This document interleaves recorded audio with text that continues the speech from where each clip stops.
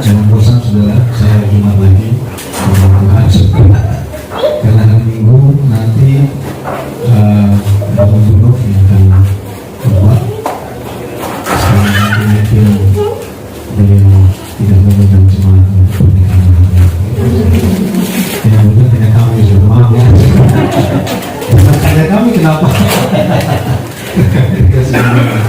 Ya mungkin apa namanya zaman sekarang kan musim ya, artinya pilihan terbatas gitu, mungkin mengingat sesuatu lebih dekat.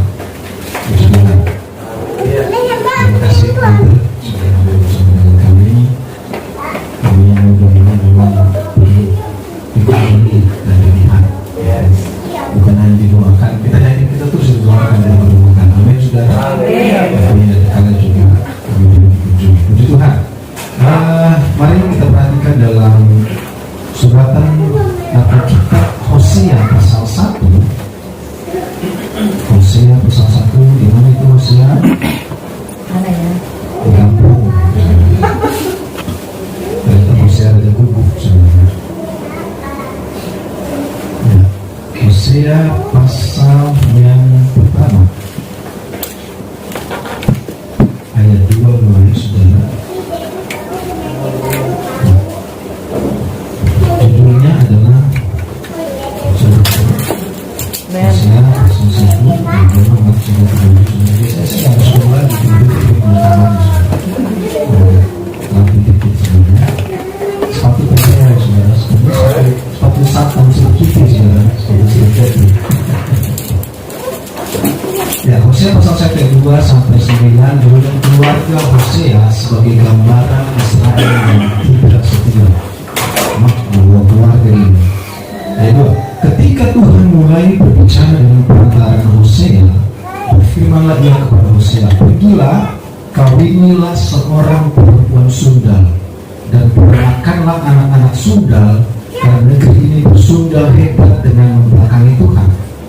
Maka pergilah ia dan mengawini Gomer binti Ibrahim, lalu mengandunglah perempuan itu dan melahirkan baginya seorang anak laki-laki. Kemudian berfirmanlah Tuhan kepada Hosea, berilah nama Yisrael kepada anak itu, sebab sedikit waktu lagi maka aku akan menghukum keluarga Yehu karena hutang darah Yisrael, dan aku akan mengakhiri pemerintahan kaum Israel. Maka pada waktu itu aku akan mematahkan busur para Israel di lembah Yisrael. Lalu perempuan itu mengandung lagi dan melahirkan seorang anak perempuan. Berfirmanlah Tuhan kepada Hosea, berilah nama Lo-ruhama kepada anak itu, sebab anak itu tidak akan menyayangi lagi kaum Israel dan sama sekali tidak akan mengampuni mereka. Sebab aku tidak akan menyayangi lagi kaum Israel dan sama sekali tidak akan mengampuni mereka. Tetapi aku akan menyayangi kaum Yehuda dan menyelamatkan mereka demi Tuhan Allah mereka. Aku akan menyelamatkan mereka bukan dengan panah atau pedang, dengan alat perang atau dengan kuda dan orang-orang berkuda. Sesudah menyapih Lo-ruhama, mengandunglah perempuan itu lagi dan melahirkan seorang anak laki-laki. Berfirmanlah ia, berilah nama Lo-ami kepada anak itu, sebab kamu ini bukanlah umatku dan aku ini bukanlah Allah. Saudara, judulnya adalah keluarga Hosea sebagai gambaran Israel yang tidak setia. Kitab Nabi Hosea ditulis pada zaman mereka sudah keluar dari perbudakan di Mesir. Ya, Jumat lalu kita bicara tentang seharusnya 40 hari, tapi karena mereka selalu menggerutu dan keras kepala, jadi 40 tahun. Nah, ini mereka sudah ada di tanah Kanaan, sudah makan berlimpah susu dan madunya. Tuhan sudah berkati mereka, Tuhan sudah tolong mereka, Tuhan sudah angkat mereka, Tuhan sudah bela mereka. Tampillah Nabi Hosea menjadi sebuah peringatan kepada satu bangsa yang besar, yang Tuhan sudah tolong, yang Tuhan sudah bela, yang Tuhan sudah berkati, yang Tuhan sudah angkat dari perbudakan itu. Karena Tuhan melihat ternyata bangsa ini tidak lagi menyembah kepada Allah. Firman bangsa itu membelakangi Tuhan, menghadapkan wajah mereka kepada Baal. Mereka menyembah berhala. Mereka tetap berpikir bahwa apa yang mereka nikmati menikmati hidup mereka itu karena Baal, karena ilah-ilah yang mereka lihat di sekitar bangsa-bangsa itu. Mereka melupakan Tuhan, mereka membelakangi Tuhan, mereka tidak ingat akan apa yang Allah kerjakan. Mereka pikir penyertaan Tuhan hanya sebuah cerita dan isapan jempol. Mereka berpikir Tuhan tidak nyata, Tuhan tidak ada, Tuhan tidak terlibat dalam kehidupan mereka. Sehingga Allah berbicara kepada bangsa itu lewat Nabi Hosea dan menyuruh seorang nabi yang kudus, seorang nabi yang berintegritas untuk menikah dengan perempuan surga. Baik, saudara. Aneh, kok Tuhan menyuruh hambanya menikah sama perempuan surga? Apa tujuan Tuhan? Apa maksud Tuhan? Emang Tuhan gak bisa nikahkan Hosea nabi itu kepada perempuan baik-baik, yang berlatar belakang baik-baik, keluarganya baik-baik, anak dari nabi juga, kan begitu, saudara. Makanya di Banten ada apa namanya, wadah atau KD, Komisi Daerah Pelayanan Anak Hamba Tuhan. Supaya kalau anak hamba Tuhan ngumpul suara hamba Tuhan, siapa tahu mereka berjodoh lagi begitu, saudara. Tetapi Tuhan berkata kepada Nabi Hosea, kamu tidak akan menikah dengan anak nabi, kamu tidak akan menikah dengan perempuan baik-baik, kamu harus menikah dengan perempuan surga. Lebih kerasnya kalau bahasanya, kamu harus menikah dengan Monte. Maaf. Dan Nabi Hosea turun, mau. Yaudahlah Tuhan, kalau itu kehendak Tuhan. Dari keluarga yang gak jelas, saudara. Tetapi saya mau katakan kepada kita semua bahwa gambaran Allah dengan Israel adalah seperti Allah dengan anaknya. Amin. Adalah seperti Allah dengan umatnya. Dan itu juga menjadi gambaran gereja di akhir zaman, bahwa gambaran Yesus kepada gereja adalah gambaran seorang Yesus yang begitu kudus, dipaksa harus menikah dengan gereja yang tidak setia, dengan gereja yang amburadul, saudara, dengan gereja yang hidupnya gak jelas masa depannya. Tetapi Bapa harus memaksa Yesus untuk datang ke dunia, menjadi gambaran bahwa Yesus pun sebagai gembala yang menuntun gereja Tuhan di akhir zaman. Maka Yesus pun sebagai mempelai pria yang sedang harus dipaksa menikah kepada gereja yang bersundal. Kita perhatikan, ketika Tuhan mulai berbicara dengan perkataan Hosea, dengan perkataan Hosea, berfirmanlah ia kepada Hosea, pergilah kawinilah seorang perempuan sundal dan peranakan anak-anak sundal, karena negeri ini bersundal hebat dengan membelakangi Tuhan. Ada satu bangsa yang sudah lupa akan kebaikan Tuhan. Ada satu bangsa yang lupa bahwa mereka dikasih makan Tuhan siang dan malam dengan mana, dengan daging, saudara. Tapi mereka membelakangi Tuhan, maka pergilah ia dan mengawini Gomer binti Diblaim, lalu mengandunglah perempuan itu dan melahirkan bagian seorang anak laki-laki. Saya katakan kepada kita semua bahwa Tuhan mengenal kita. Yeremia katakan, aku mengenal engkau bahkan jauh sebelum engkau ada. Amin. Bahkan masih dalam kandungan ibumu aku mengenal engkau. Maka Mazmur katakan, karena kejadianku ajaib aku bersyukur, karena kejadianku ajaib, saudara. Jadi semua bentuk benih itu ada dalam kontrol Tuhan. Amin. Dan dikatakan, maka pergilah ia dan mengawini Gomer binti Diblaim, lalu mengandunglah perempuan dan melahirkan baginya seorang anak laki-laki.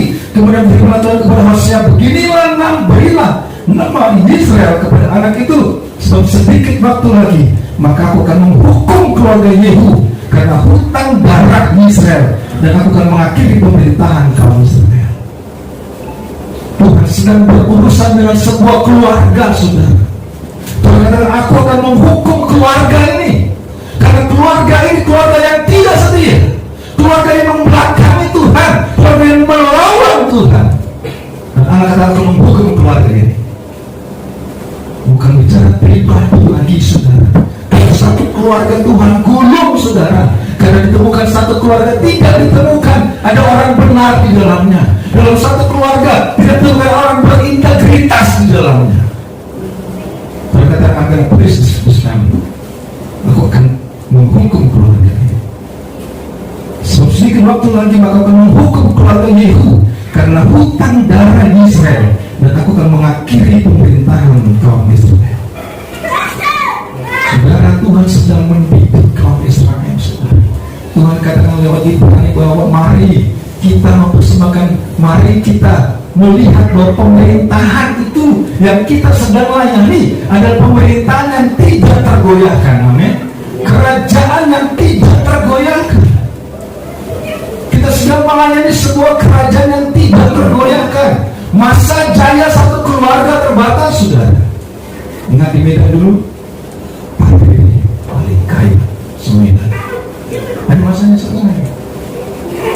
Ada keluarga ini dulu jagoan jawara. Ada masanya selesai. Karena tidak kekal sebuah bentukan manusia. Maka itu yang kata aku akan menghukum keluarga ini, dan pemerintahannya, kerajaannya, kebanggaannya itu sudah berakhir. Karena Tuhan katakan mereka sudah tidak setia kepada Tuhan. Maka pada waktu itu aku akan mematakan busur panah Israel di lembah Israel. Panah bicara senjata, panah bicara kebanggaan, panah bicara apa yang mereka miliki, saudara. Tuhan katakan supaya menunjukkan bahwa Tuhan yang mempunyai otoritas. Amin.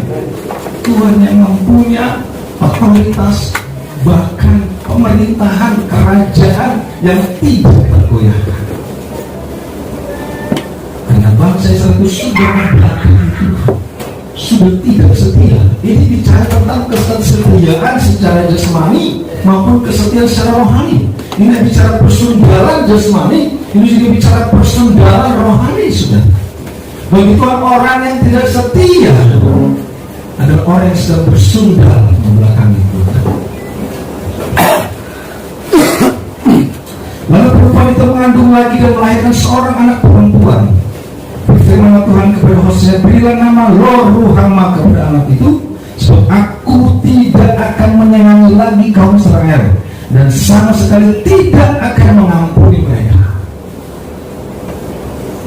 Begitu keras Tuhan menyuruh Hosea, seorang nabi itu, harus ada dalam sebuah keluarga. Dalam tanda kutip menunjukkan keampunan, disuruh setia, nggak mau setia.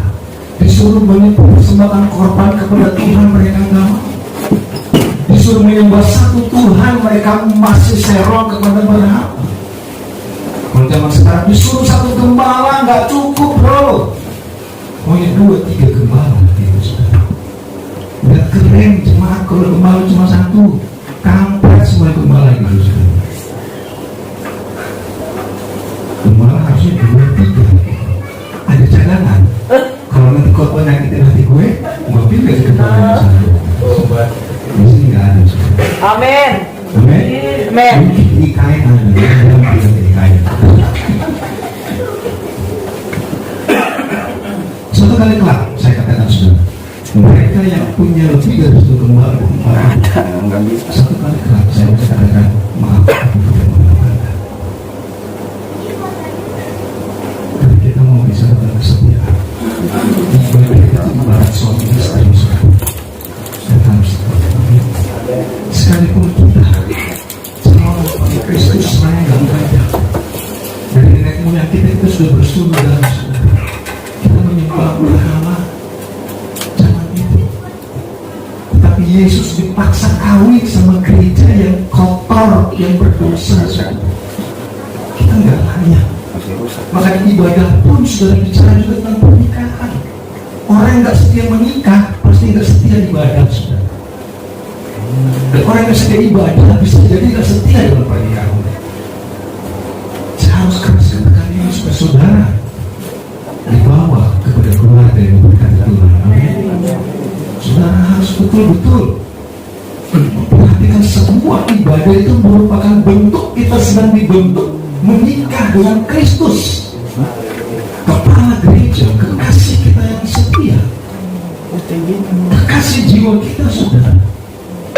Dan Hosea disuruh dipaksa menikah dengan perempuan Sundal. Dan dikatakan anak perempuan itu, anak kedua, anak pertama laki-laki, Tuhan patahkan kebanggaan mereka, Tuhan berurusan dengan keluarga ini, gua gulung di keluarga, kata Tuhan. Anak kedua lahir perempuan, Tuhan katakan aku tidak akan lagi menyayangi mereka.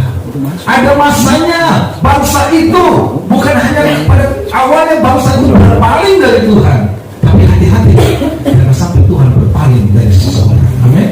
Dan ini menunjukkan Tuhan sedang berpaling dari bangsa itu.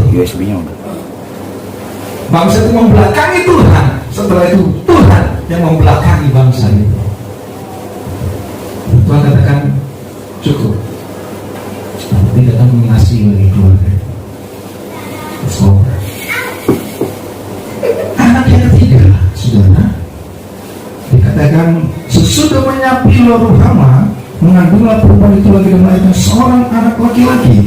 Lalu berfirman lagi, berilah nama Lo-Ami kepada anak itu, sebab aku ini bukanlah sebab kamu ini bukanlah umatku dan aku ini bukanlah kamu.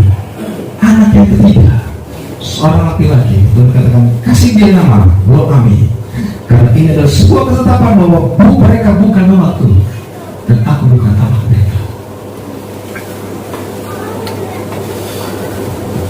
Pihak Tuhan, Tuhan bisa katakan bahwa tidak berlalu. Mereka bukan anak mereka. Bukan anak mereka. Karena apa? Karena mereka sudah menyembah berhala, tapi masih ngaku-ngaku anak Tuhan. Mereka berdosa masih ngaku gue anak Tuhan. Itu dalam dosa disuruh setia nggak mau, disuruh lakukan firman Tuhan nggak mau, tapi tetap gue anak Tuhan. Dan ini menjadi bukti bahwa Tuhan katakan no, dia bukan anak gue.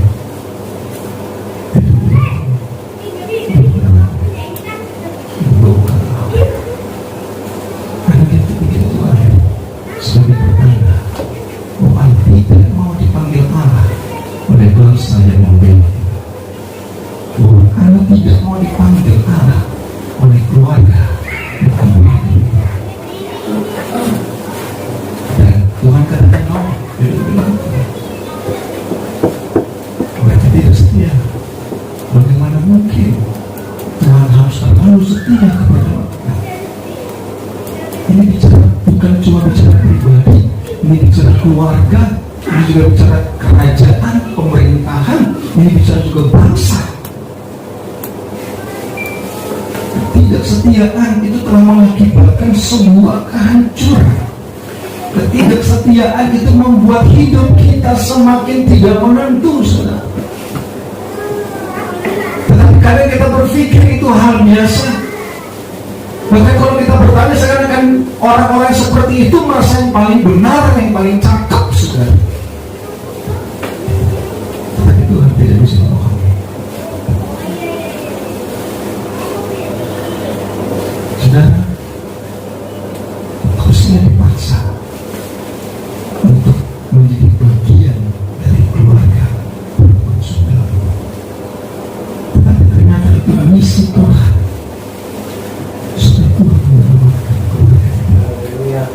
Itu misi Tuhan supaya bangsa itu dipulihkan oleh Tuhan. Itu misi Tuhan supaya bangsa itu kembali menerima kasih sayang, perhatian, cinta, bahkan keselamatan dari Tuhan. Amen. Seorang nabi harus masuk ke dalam bagian dari keluarga. Bahkan Yesus pun harus masuk menjadi bagian dari hidup kita. Itu menjadi gambaran bagaimana Yesus pun masuk ke dalam setiap aspek hidup kita. Tujuannya hanya untuk menyelamatkan kita. Tujuannya hanya untuk mengangkat kita dari dosa. Tetapi kadang Wahyu berkata bahwa orang banyak yang kembali kepada dosanya seperti babi kembali kepada kubangannya. Banyak orang kembali kepada dosanya dibersihkan, sudah dipulihkan, sudah dimandikan dengan firman lewat menurut Yohanes 15, engkau sudah dibersihkan lewat firman. Tetapi kembali lagi kepada kubangannya, dosa yang sama, cara yang sama, cara berpikir yang sama, keras kepala yang sama, seperti babi yang kembali kepada kubangannya. Itu kata Yesus. Saudara, Tuhan mau kita betul-betul dipersiapkan menjadi mempelai yang sempurna. Amin. Sehingga Keluaran 23-25 katakan, beribadahlah kepadaku, maka aku memberkati roti makananmu, aku memberkati air minumanmu, bukan menghalau segala penyakit daripadmu. Beribadah, saudara. Beribadah itu duduk diam. Beribadah itu mari kita beribadah menyanyi, mengambil bagian, saudara. Karena bagaimana katakan, ukuran yang kau ukurkan akan diukurkan kepadamu. Jadi bukan manusia yang menilai kadar ibadah kita. Tuhan yang menilai cara kita ibadah. Tuhan yang menilai cara hidup kita, siapapun kita, baik kita jemaat, bahkan banyak hamba Tuhan yang kami lihat, saudara. Tuhan pun memperlakukan mereka sebagaimana mereka memperlakukan Tuhan. Dan ibadah itu bukan hanya yang main-main. Yesus dipaksa oleh Bapa menikah kepada kita, yang supaya kita tidak pernah layak kita orang yang berdosa. Tapi Tuhan mau mengangkat kita supaya kita tidak berdosa lagi. Amin. Dan kita tidak kembali lagi kepada dosa kita. Kita tidak hidup dalam dosa kita lagi. Kita tidak berzina lagi. Kita tidak bersundal lagi. Kita setia dan setia dan setia kepada Tuhan. Amin. Mungkin banyak orang dengan perkataan mereka setia, kelihatannya mereka setia, saudara. Tapi semuanya itu harus kita perhatikan bahwa yang melihat setiap kesetiaan dan ibadah kita bukan manusia, Tuhan. Kami pun berpikir kami pun adalah pelayan Tuhan. Amin. Kami pun di sini kita semua melayani, kita sama-sama melayani Tuhan.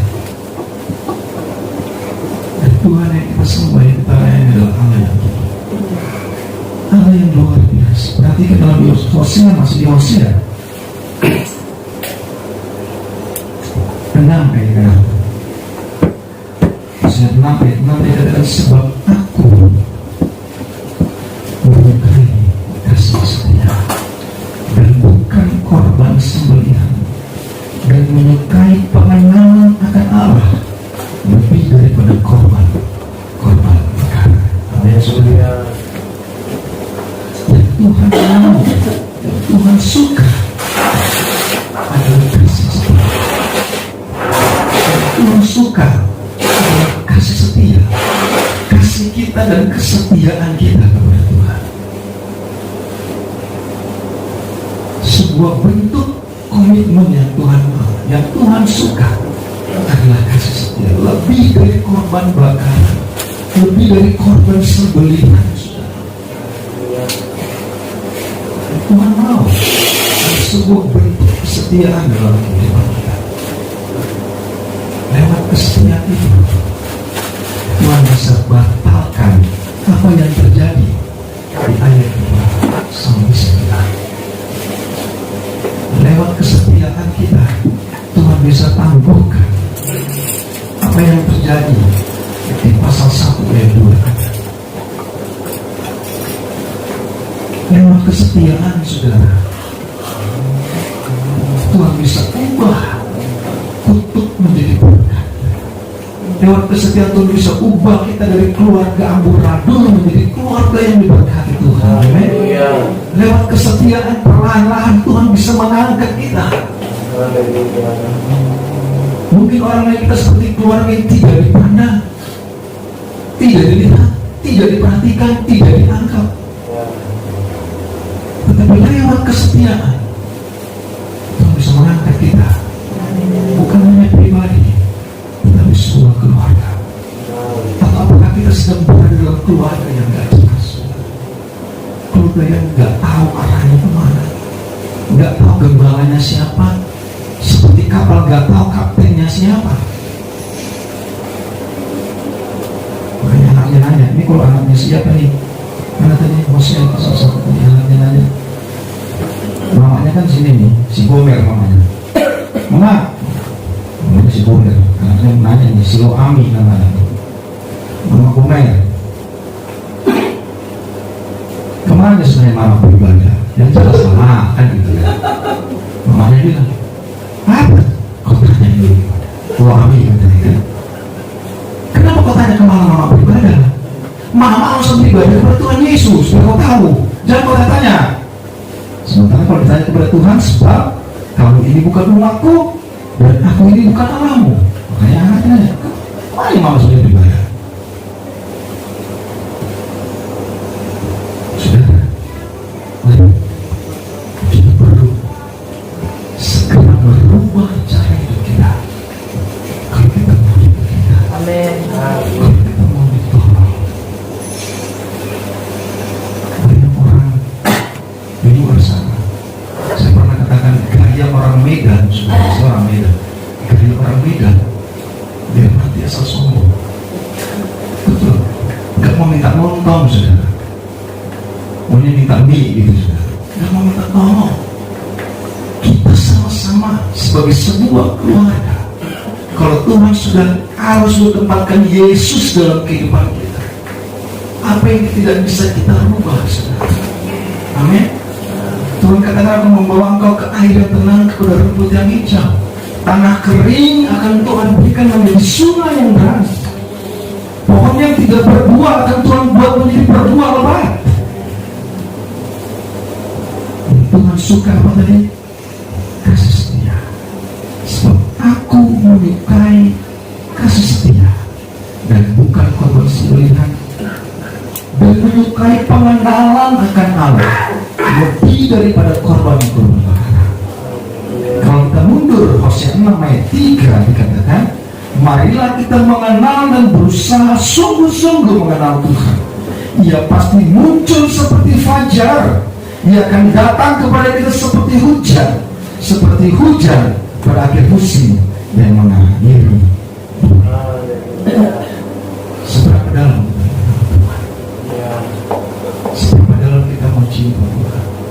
Seberapa dalam kita mau setia kepada Tuhan? Seberapa dalam kita ingin tetap dekat dengan Tuhan? Seberapa dalam kita tidak mau melukai hati Tuhan, selalu menjaga perasaan Tuhan? Seberapa dalam kita, saudara, kita ingin melepas segala bentuk kutuk itu, saudara? Mungkin kita tidak tahu siapa sebenarnya yang memulai. Tapi kalau Yesus dihadirkan oleh Bapa untuk ada bagi kita, untuk memberkati kita, sebuah misi yang datang dari Bapa sendiri untuk menyelamatkan kita, pribadi lepas pribadi, keluarga lepas keluarga. Tinggal kita mau ikut Tuhan, tinggal kita mau setia kepada Tuhan, tinggal kita mau melakukan kehendak Tuhan, tinggal kita mau mendekatkan diri kepada Tuhan.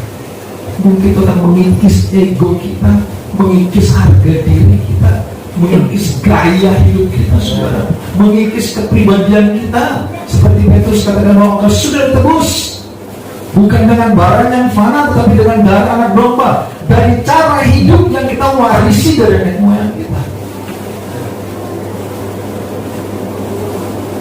Terlepas kita berlatar belakang dari suku apa, tetapi kalau Tuhan sudah ada di dalam kita, hidupku bukan aku lagi, amin, tapi Kristus yang ada di dalam aku.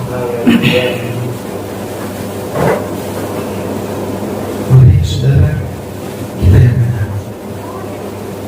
Saya tidak tahu mungkin Allah selalu berurusan dengan engkau secara pribadi, atau Allah selalu berurusan dengan engkau secara keluarga. Kutuk di pasal 1 ini itu tidak main-main, hanya bisa dibatalkan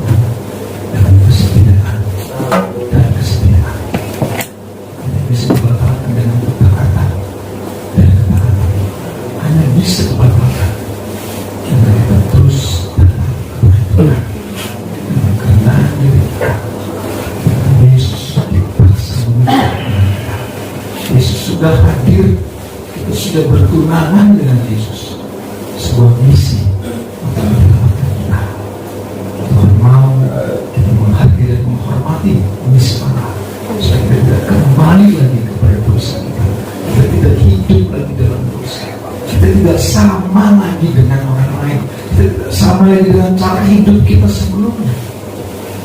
Sehingga Tuhan kata